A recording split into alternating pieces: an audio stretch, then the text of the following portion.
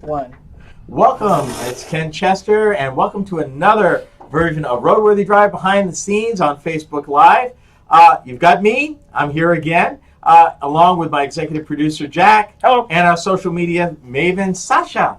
Talking and breaking news, we're getting right to the point here. We're going to talk about National Drive Electric Week. It just ended, and or it's going to be just this week, and I'm a little confused is because we record in advance.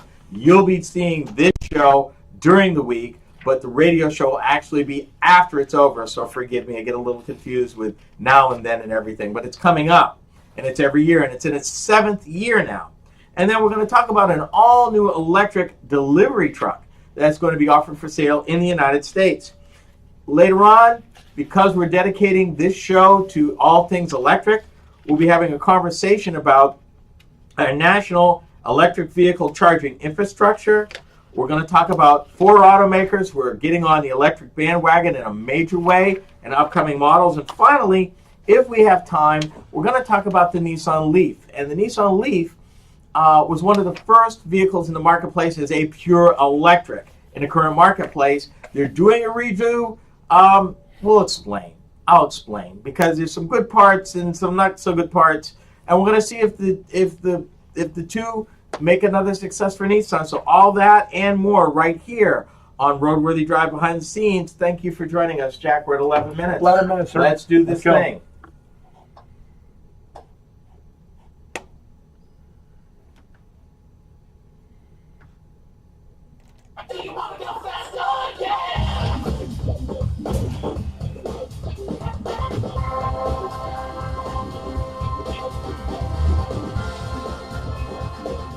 It's RoadWorthy Drive with Ken Chester. Ken loves talking about cars and automotive trends. And here he is, the automotive.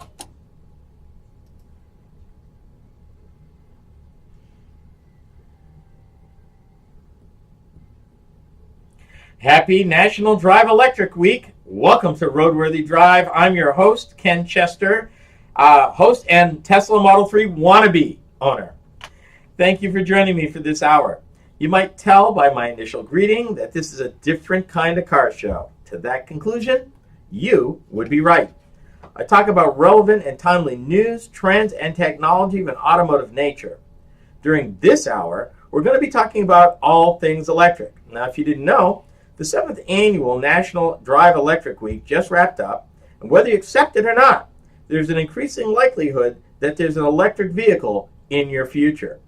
In fact, sooner than an autonomous one.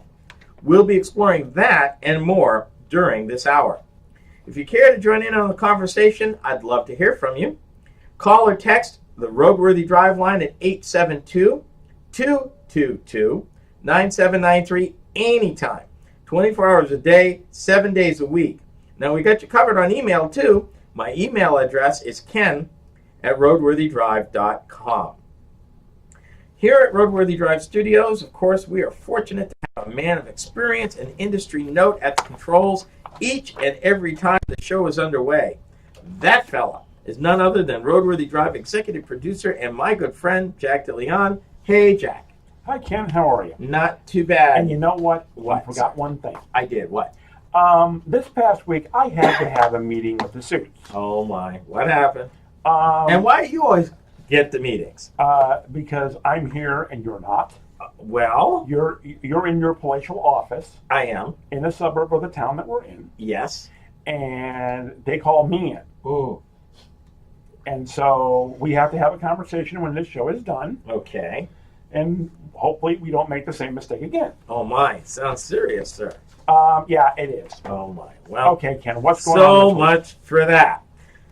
National Drive Electric Week. Really? Bet you never heard of it.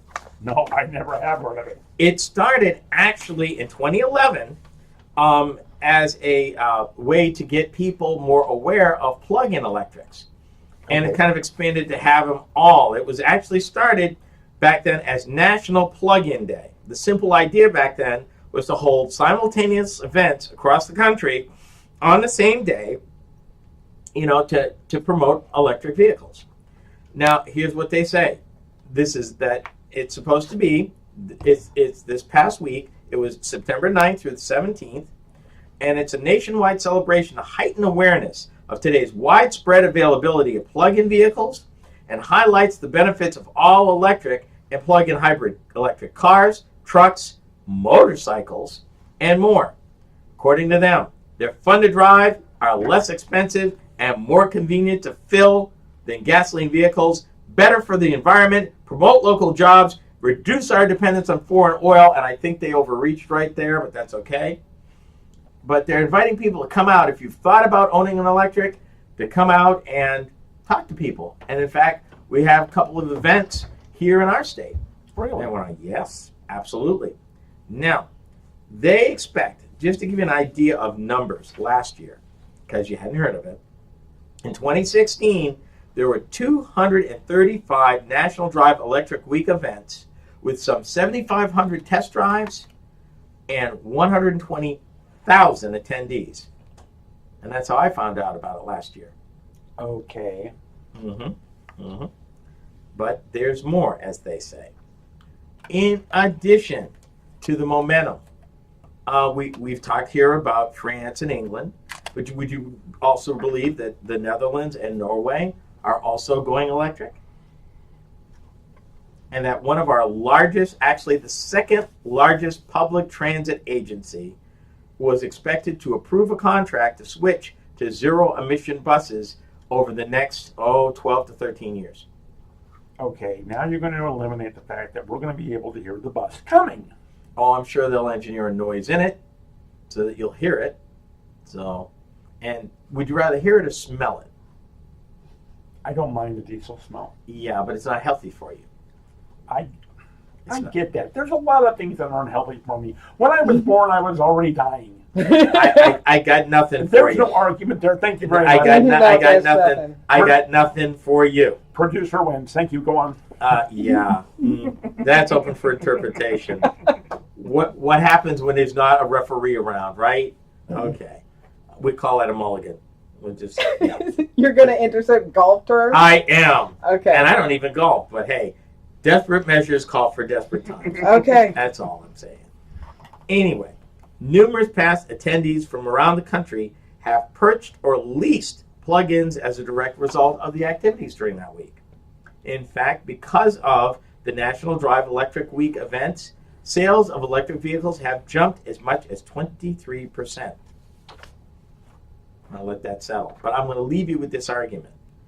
And this is from Joel Levin, the executive director of Plug-in America. And he says, and I quote, "When a car is less expensive, easier to maintain, cheaper to fuel, and most importantly, better to drive no matter what the brand, consumers will respond to the innovation we've seen in the electric vehicle market." Yeah, you're not impressed at all. You're looking Not at all. That's true. Well, let me throw this at you. In the midst of all the events that they had national events in towns as small as Durham, New Hampshire. I looked up the population of Durham, 14,638.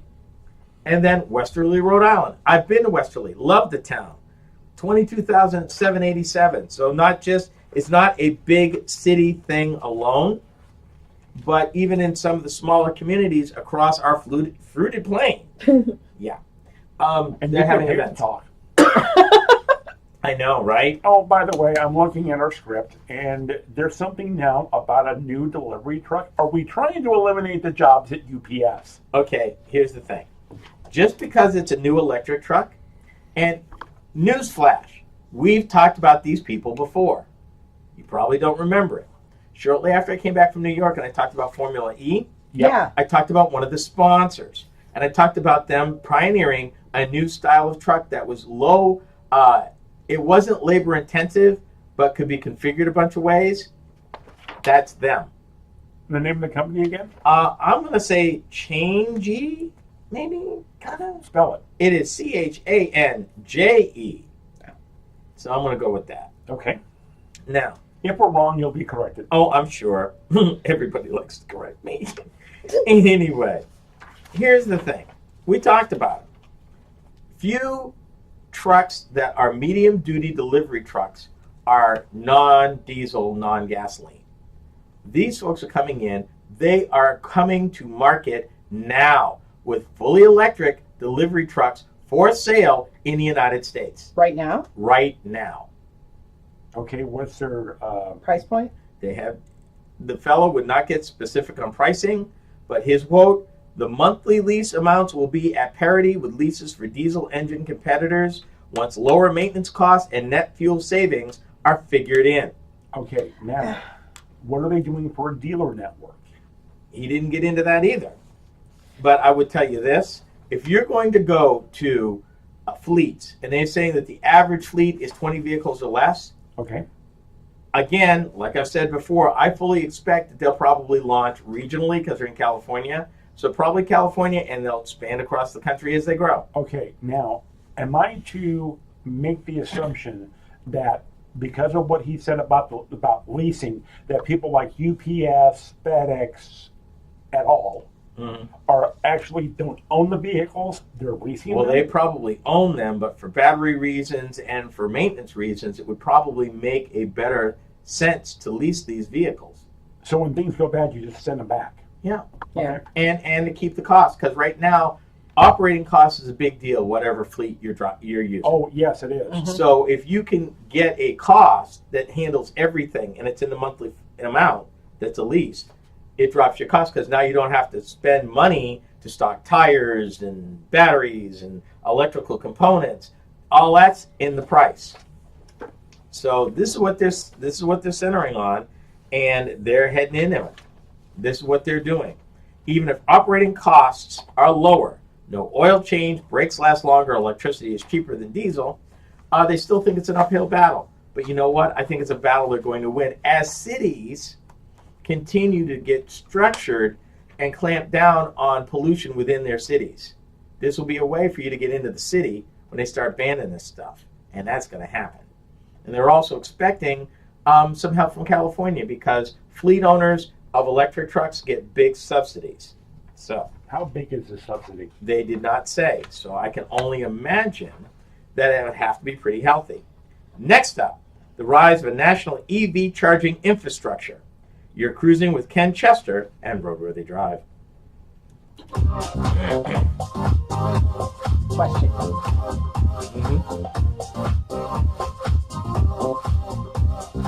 Go to RoadWorthyDrive.com to check out Ken's blog, listen to past shows, and the times when you can see the show on Facebook Live.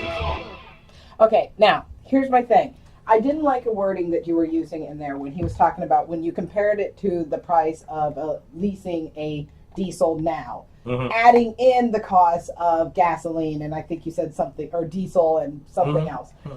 Here's my issue. You can't go apples to oranges or apples to apples. You have to go with an EV. The price point shouldn't be comparable to what's on the market. Okay, It's all its own thing. Stop. Here's the issue. Here's where you can confuse. You're thinking about a retail situation, and in the commercial situation, it's totally different. The only thing that matters is cost per mile, bottom line. So if you give me a lease price that says, okay, I'm going to give you a 30,000 mile lease per truck that includes all the stuff, all the battery issues, any other type of issues, the tires, whatever, this is your cost. I don't have to stock that stuff. That's dead money. That's an additional cost not out of my pocket. So if you can get parity, because this is the big issue, up till now, because of battery prices, batteries were higher and they couldn't make it cost effective. Right. With the lightweight of the lithium ion batteries, the way these trucks are configured so that they're not lugging its weight, because that's the other problem that electric trucks were going to have. In order to get them to do what you needed to do for the weight you were hauling, you had to haul some heavy batteries. Yeah. So you were hauling a lot of dead weight that wasn't making you any money. And of course, when certain roads have got weight restrictions and so on and so forth. But it's not so much the weight restrictions as if you're working within a city and you've got a vehicle, you've got two vehicles, same size. Right. Your diesel truck will haul, and I'm making up a number, 10,000 pounds. Okay. But because of the batteries, the electric truck can only haul 7,500. Got it. Now, operating costs, I can't haul as much, which means I can't make as much, which means the cost goes up because the truck is less efficient. Okay. You get it to parity that, one, I can haul as much, and two, I don't have to do all this other stuff, so there's literally no downtime. Now I can become competitive. But what they're not saying is the falling prices of lithium batteries, and we'll talk about that a little later in the show. But that falling price is going to bring, even at the retail point, gasoline cars and electric vehicles at parity. Mm-hmm. And to get there, when they get the cost of lithium-ion batteries down to $100 per kilowatt hour, Right. that's when gasoline cars are in trouble. And right now in China, they've got it down to $80. Are you hearing that, Jack? $80. $80 Plus per the fact, kilowatt hour. you don't have any. I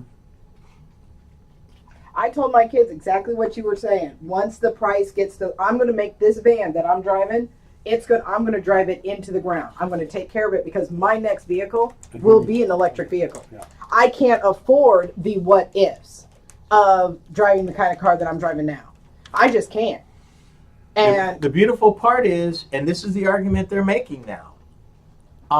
Anybody that talks to you, it used to be about energy. That's not the argument anymore. no, No fluids, no gasoline, no oil, no filters, no exhaust, no muffler. All that goes away. No cost with it. You have an electrical engine that, if you're looking at it, the electrical traction motor, 20 moving parts. yep, Average engine, over 1,000 moving parts. Right. Okay? You get rid of all of that, you have a solid state electric system that's proven. You've got traction motors. The traction motor technology has been going on for over 100 years. Heck, that's how railroads operate. So traction motors, trolley cars and that, nothing new. Because honestly, that's all you've got. That's all you really have when you're talking about an electric motor that's pure electric. You are talking about a traction motor. Okay. That's what it is. Okay. Are you queued up for... I'm queued up. I'm ready to go. All hold we gotta on. do is Give me a minute. I need a moment. My look there. I've got a damn device in my truck that would pull the audio in here. okay, now I understand. All right. Well, we'll try it out. Not this week because I know you're punched for time, but No, actually, I'm going to go find out where they're at with his training. okay, And if he's okay, I'm just going to tell him I'm down here working and we're going to get it figured out. okay. 9 minutes? 9, sir. And I may have him go get lunch. There you go. Wow. Not the first time he's done it, and I'm grateful when he does it. Wow. You ready? I'm ready. Do it. Waiting on you. Let's do it. Here we go. 9 minutes? 9, sir. Okay, and you've got that GMC queued? Yep, here we go. Okay.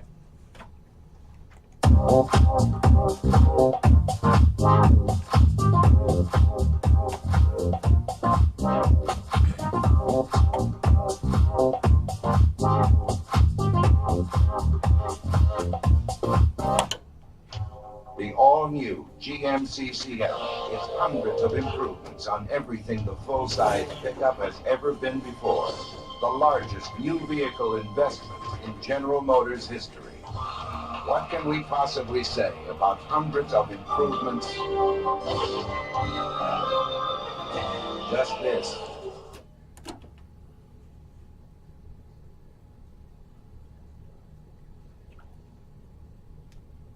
This is segment 2 of this hour of RoadWorthy Drive. I'm Ken Chester, your host. Thank you for tuning in.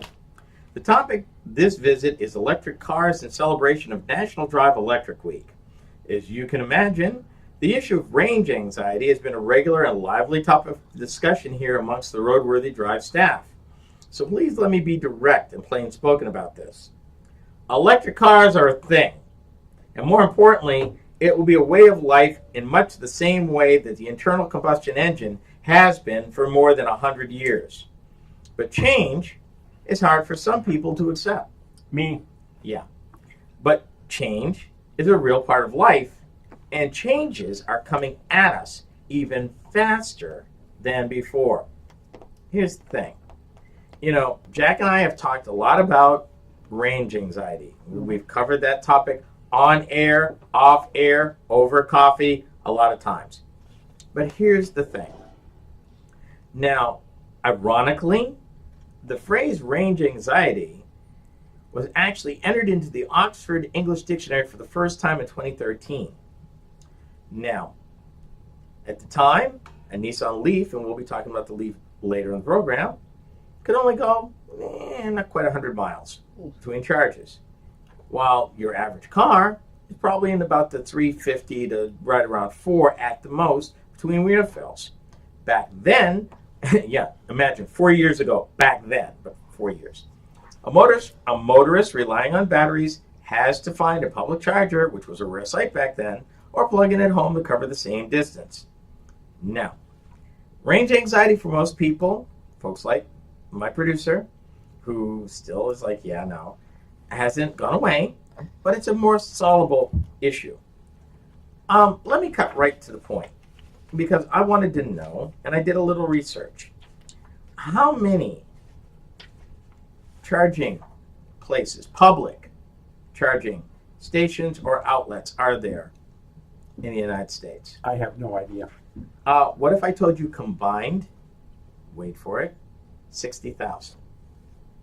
Okay, that's a nice start. Wait a minute. But I'm on to you, buddy. Oh, God. I'm on to you. How many around our community, within 30 miles of where you're sitting right now? Okay, and I'm only speaking for me. Mm-hmm. I know of 6. 26. These are just the public ones. Yeah. I can list at least 2 that aren't. Mm-hmm. Okay, Now, go when you ahead. say not public, are you talking private? Like an auto dealer, Oh, okay. Oh, okay. yes. something like that. All right. I knew that. I You know. knew that one. Yeah. Okay. Like, for example, our local Nissan dealer has one. Our local Volkswagen dealer has one. And our local Chevy dealer has one. Yeah. So if it's not available for. You can't come in off the street, but in the case of Nissan, obviously, if you owned a Nissan Leaf and it was available, I don't think you'd have a problem If with the you Nissan own dealer. a Chevy Bolt or Bolt with a B, Mm-hmm. you can go and they have like 8 or 10 stations underneath the canopy that is solar powered, Mm-hmm. and they will let you charge your car. Like, is that even when the shop is closed, like the dealership is Yep. closed? 24/7. Oh, Mm-hmm. it's amazing. Now, this is going to continue to grow. But before I leave there, because I was prepared for Jack today. Oh yeah, Finally. yeah. Okay, Mister. I got the curveball for you though, All right. and I'm digging for it because I've got it right here. I've got the answer, Mister. How many gas stations are there in the United States? I would have no idea what that number is. Because I got curious. I'm like, okay, 60,000 is a nice number for electric charging stations, but how does that compare to gas stations? And you don't want to guess. We're waiting. Okay. I'm going to quote the National Petroleum News, because it's the higher of the 2 numbers, and I have to apologize. This number is old. How old? 6 years. Okay. 157,393. However, if you talk to the Census Bureau, they would say, as of the end of 2012, 114,533. And would you believe today, only 3% of those stations are owned by oil companies. Most of them are convenience stores now. Yep. And I wanted to make that point because the big argument that's always been here is infrastructure. Right. But now you've got barely over 100,000 gasoline stations. You have 60,000 charging stations or electric stations. But how many plugs are in those stations? Well, that's a good question, and I don't have that answer for you. But I'm sure usually they're multiple. I haven't seen one that's just one. Right. They're normally like in a stream, like they set them up into either interlocking within 4 or 8. Like for example, local grocery store we have that has a group of Tesla superchargers, there are 8. Okay. The location will be counted as one location, but there are 8 superchargers there. Okay, but again, this goes back to the same thing with the convenience stores. How many pumps do the convenience stores have? Depends on the convenience store. And- I've seen them where you've had 2 pumps. I've I've seen them where you've had 16. Thank you. So that varies. But again, As a matter of fact, your neighbor has 16. But the point is, right now what's happening is the number of gas stations has been falling for years and continues to fall, almost like 10% a year. They're falling. Well, yeah, and the other thing you're also not seeing anymore is the gas station service center. Oh, those been gone. They're very rare. No, I think the last one just left. No, actually, there is one in our town. Valley West Drive and the Interstate. Okay. You're talking about the gas I know station where actually you're talking has about. the mechanic The mechanic there. in yes. there. Yeah. Yeah, it's not too much. But here's the thing. Americans are driving less, buying less fuel for their newer, more fuel-efficient vehicles. And if you're in a larger U.S. city with good public transportation, you're less likely to have a car now than even 5 years ago. In fact, let me drop this bombshell on you. New York City. In fact, more than 50% of the people who live in New York City don't own a car. Yeah, but isn't there like a heavy tax on car owners in New York City? Well, there's a heavy tax, and there's also the fact of where do you park this thing without breaking the bank? Yeah. That's part of it. But imagine, even if you parked it outside of town, 50% of the people in the city, over 50%, don't own a car, and you can extend that to other urban areas. Yeah. But the bottom line is, people, that the infrastructure is growing, even down to Minnesota Department of Transportation installing electric vehicles charging station signs on Interstate 94, and they've got it from Detroit to the Dakota border, charging stations throughout. When I return, BMW, Jaguar, Land Rover, and Rolls-Royce climb on the bandwagon, big time. This is RoadWorthy Drive with Ken Chester on the RoadWorthy Drive Radio Network. RoadWorthyDrive.com is the place to keep up with the latest happenings with Ken and the show.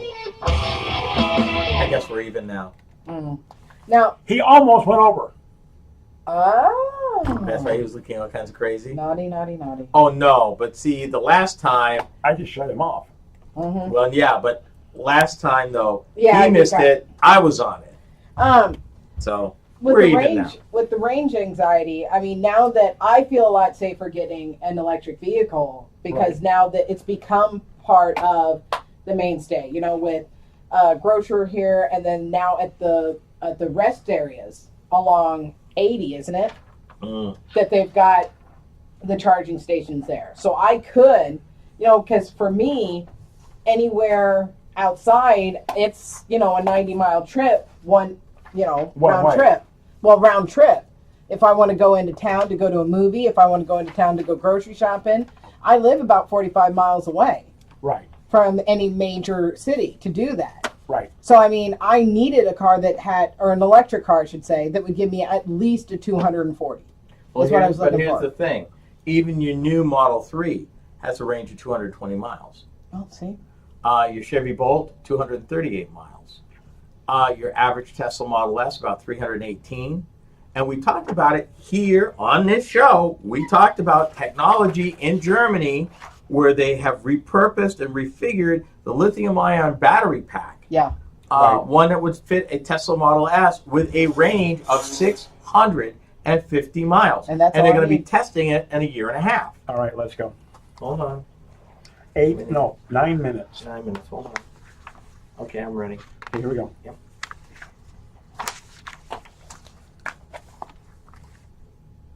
This is number 3. Number 3, sir. Okay.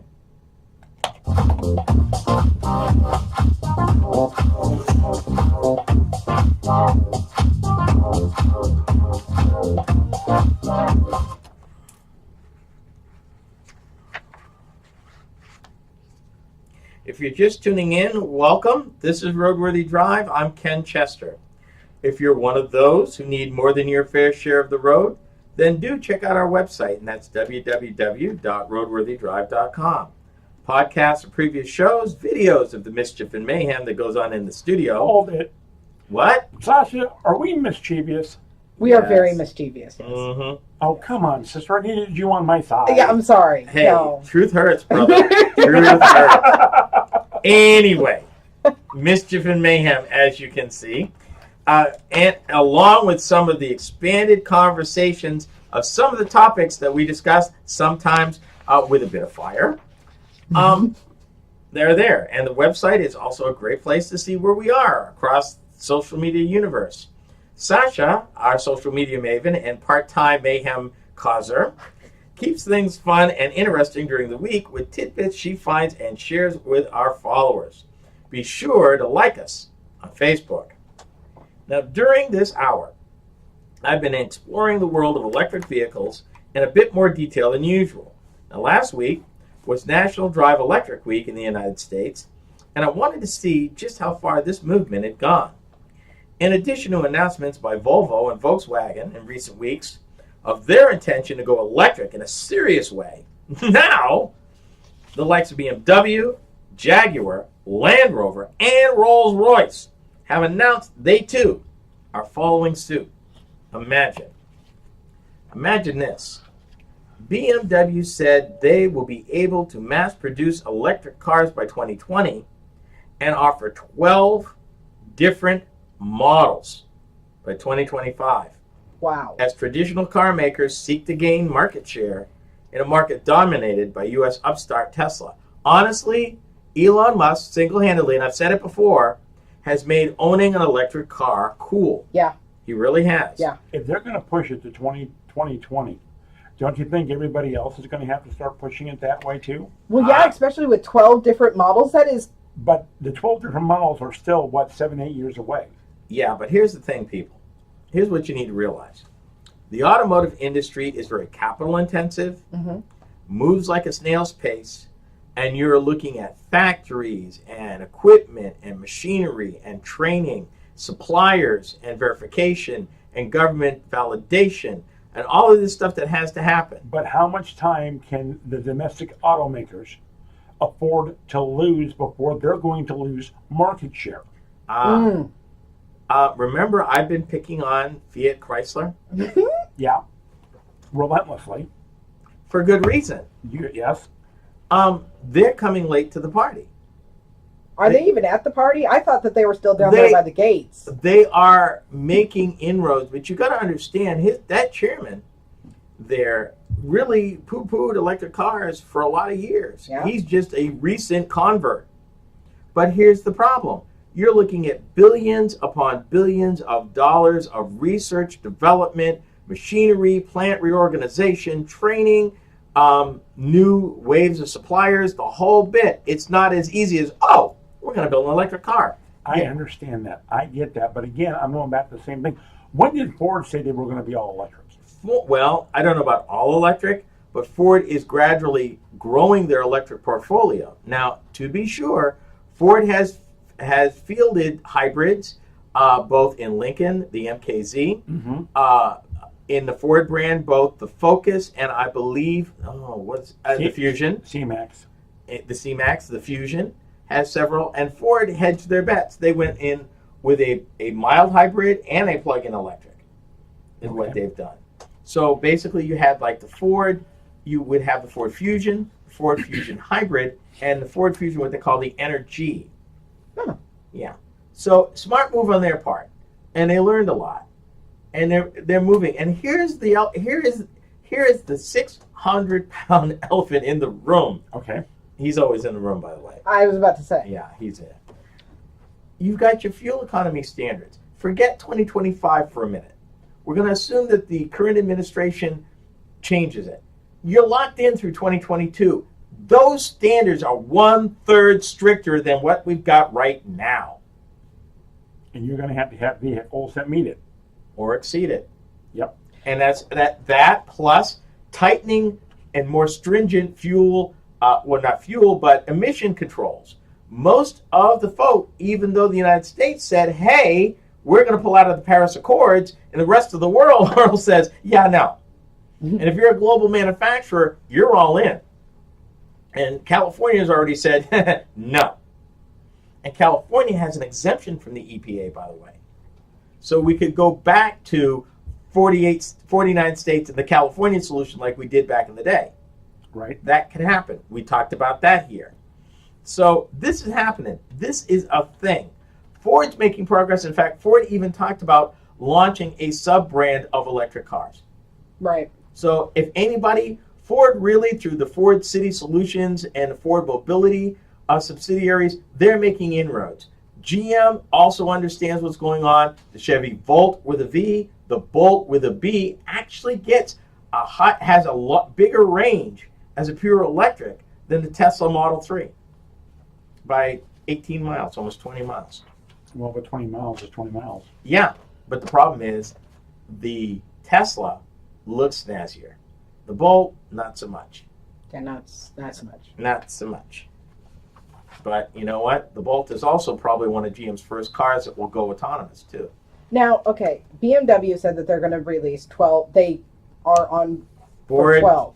by 2025. Okay, are they saying that are they going to take models that they currently have and make them into electric vehicles, or are they going to are these going to be new, all new vehicle body shape, all that?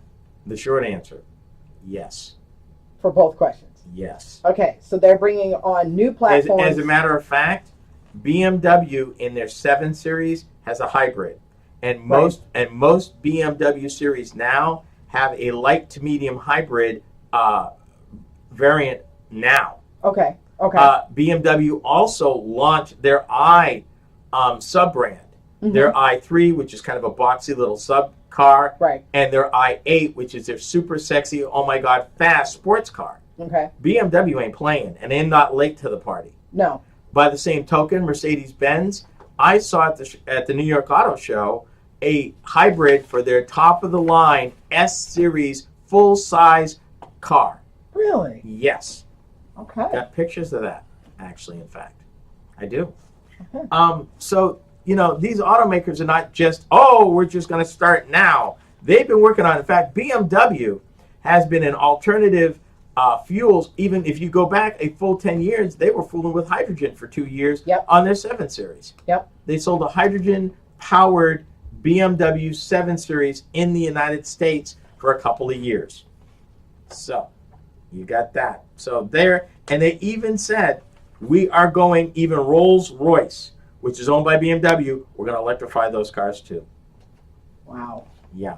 This is getting serious, folks. There's going to be an electric in your future. Trust me. It's coming. Now, when I come back, Nissan turns a new leaf for 2018 in a game of catch-up. You're rolling with RoadWorthy Drive.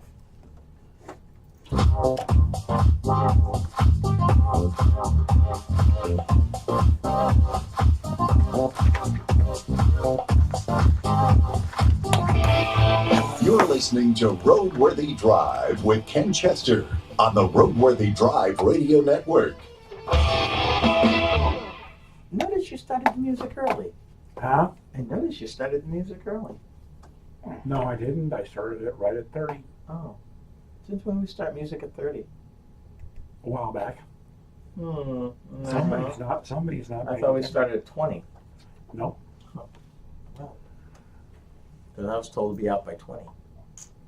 Okay, let me get my last little bit. Oh, you're talking about 20 seconds. Well, yeah, you're correct. Yes. Mm-hmm. This is 8:50. That's our last segment. 8:50. We're just going to go straight into it as soon as I say this. I just need to get my clock set here. Okay. You to you, you to you. These changes I made in my narrative sheets have been really helpful. Oh, good. Sir, is your clock set? It is 8:50. I'm All ready. right, let's go. Okay, let's do it.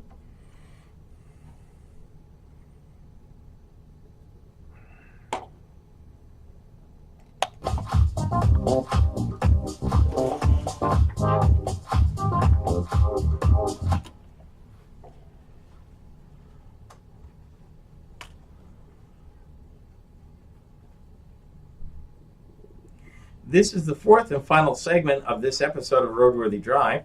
I'm glad you've chosen to join us. I'm Ken Chester. I wanted to end this hour with a conversation about an automaker that was early in the fielding of a pure electric car, and I'm talking about the Nissan Leaf back in 2011.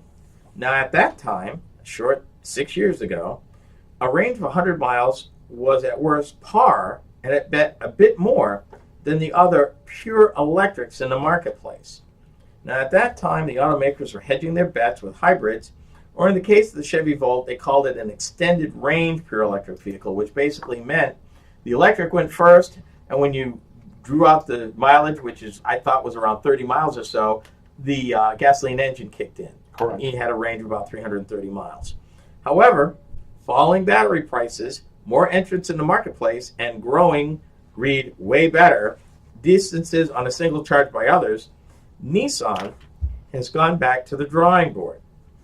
Now, I should also note that Nissan is one of the national sponsors of National Drive Electric Week, and I need to say that just so everybody's aware, full disclosure, and we don't have anything to do with them or anything, but I wanted to talk about them specifically because they were early and their approach to it. Now, they've sold, according to Nissan, about 49,000 of these things, which is way more than I thought they would be, but they did. Remember now, the first generation Nissan Leaf had a range of 100 miles with no internal combustion engine. 100 miles, that's it. If you happen to be out there on 101 miles, you was out of luck, buddy. And no place to charge it either. Right. Yeah. Now, like we talked about in the last segment, with this explosion and continuing growth of infrastructure, much to the chagrin of my executive producer, we are seeing this. Now, this is what they're doing, and I'm going to explain it because I had to read it through and went, really, Nissan? Yeah. Hold on. The 2018 Leaf, brand new, redesigned, will go 50% further than the first generation. So that gives you a range of about 150 miles. Now, on the surface, that doesn't sound so good because Model 3 is 220. Chevy Bolt, and that's Bolt with a B, is 238 right now. But and you've got other ones that are going 300. Yeah, but the Leaf has a sticker price of $29,000. The Bolt and the Model 3 are at least $5,000 more. You're in the 35,000 if I remember Easily. right. Yep, that's exactly right. But Nissan has some tricks up their sleeve. Now, the one thing that they've got that they have mentioned, and it had been a rumor, but it looks like, but 2019, they're going to come out with a longer range version. It'll cost a little more. And what they're thinking is that will probably give it more range than even the Bolt. So that's coming. So they're not totally asleep at the switch as it might seem. The reason, for what I can tell, that Nissan came up with the smaller batteries, they wanted to keep the price point close to the previous model, including tax. So they wanted to be competitive price-wise. And like I said, last year, they sold 49,000 of them, which in the scheme of things, as far as cars go, aren't big numbers, but they're not bad numbers. How many total have they sold since 2011? That I do not have, sir, but I imagine I could find out. But I'm assuming if they sold 49,000 last year, even if you say, okay, let's say they sold half that, 6 years, so you're looking at probably closing in on a couple 100,000 vehicles. Okay. Which is not too bad. But here's the kicker. Here's the bonus. In the autonomous department, the new Leaf will come with Nissan's Pro Pilot system that can steer the car automatically toll booth to toll booth. What does that mean exactly? Think of it as Cadillac's Super Cruise, and as much maligned as it is, Tesla's Autopilot. If you were on the interstate, you can set this thing, and for the most part, within rules, forget it. So it is a conditionally autonomous And vehicle. we're talking about Tesla when you said it's been maligned, correct? Absolutely. Okay, I just wanted to make sure that we were not Yeah. maligning Cadillac. No. I was very clear Okay. that we're talking about autopilot. It had been maligned. At the point, though, mostly the operator's fault. Yes. Is what We've had that discussion. we have had that discussion actually more than once here. Yep. But here's the thing. It also has, and I'm talking about the Nissan Leaf, something called Pro Pilot Park that can ease the car automatically into a parking spot. But newsflash, Nissan, two Fords do that. Focus. No, the Fusion And the Escape. You haven't seen the latest Ford commercials, have you? It's a Fusion, sir, that she's backing into that spot. No, he's backing in a Focus. Well, then I haven't seen the latest commercials. I don't have cable.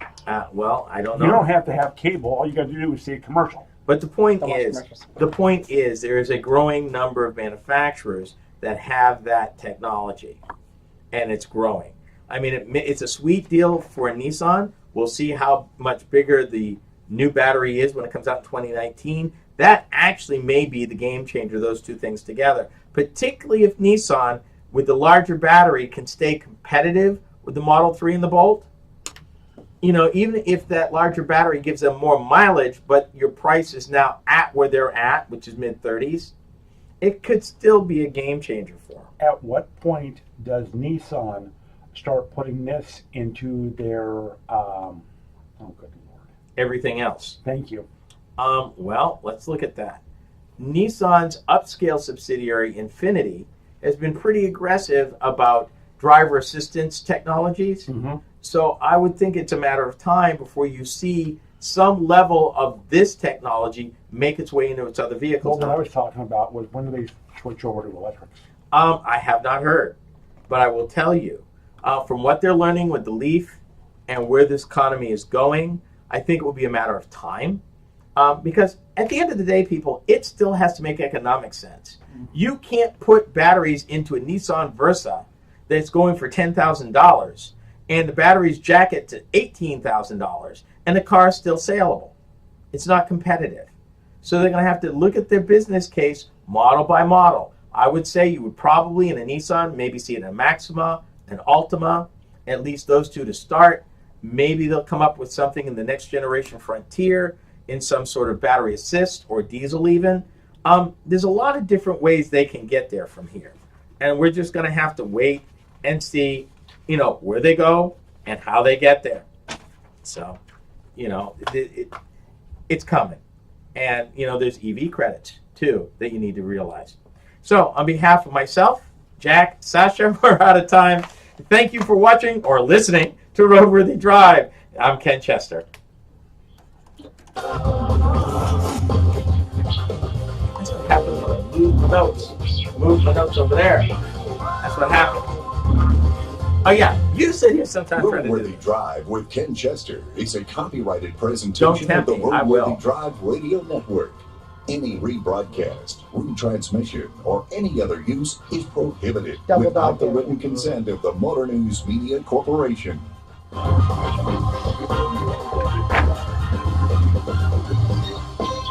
And even the talent has trouble talking sometimes. Oh well. We'll see what happens with Nissan. We'll also see what happens as they take this next generation technology. Will it make it into their cars and trucks? If history is any guide, the answer is yes. We have not heard announcements as to what, when, how, where, but I'm sure they're not too far off. On behalf of Jack, Sasha, myself, thank you for watching. RoadWorthy Drive behind the scenes. We'll see you next time. Bye-bye. See ya.